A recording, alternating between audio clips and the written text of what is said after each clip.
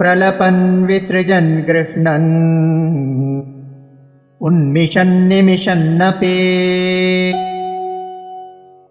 इन्द्रियाणीन्द्रियार्थेषु वर्तन्त इति धारयन्।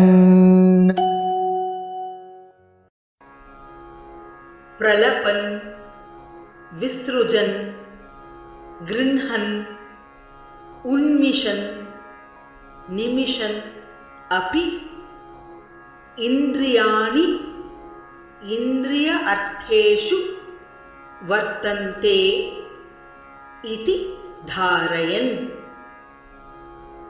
प्रलपन् विसृजन् गृह्णन्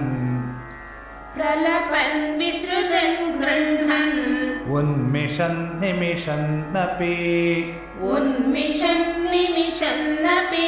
इन्द्रियाणीन्द्रियार्थेषु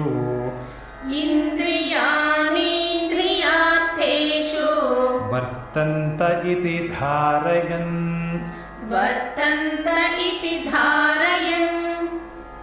प्रलपन् विसृजन् गृह्णन् उन्मिषन् निमिषन्नपि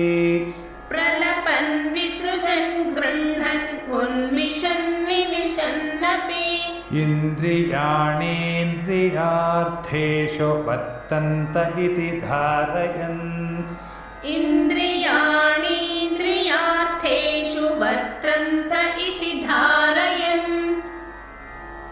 प्रलपन् विसृजन् गृह्णन् उन्मिषन् निमिषन्नपि इन्द्रियाणीन्द्रियार्थेषु वर्तन्त इति धारयन्।